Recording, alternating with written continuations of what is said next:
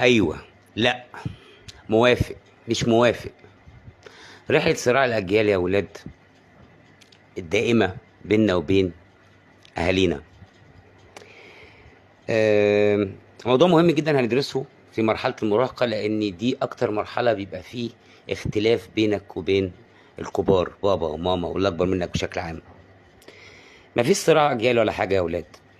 في اختلاف في الثقافة، في اختلاف في الفكر، في اختلاف في الرؤى نفسها. بابا وماما بيحبوك بطريقتهم وانت بتحبهم بطريقتك. زمن اتغير، اختلف، بس اوعى تفكر في لحظة ان هم بيكرهوك او جايين عليك. حط نفسك في مكانهم. في يوم ما، في زمن ما، هتبقى اب وهتبقي ام، وشوف اختيارك لولادك هيبقى عامل ازاي. اوعي تقوليلي هسيبهم في منتهى الحرية يعملوا اللي هم عايزينه. مش هيحصل.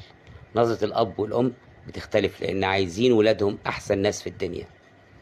مفيش صراع بين اجيال، في حب بين الاجيال، بس نحط نفسنا مكان اهالينا هنرتاح وهنريحهم.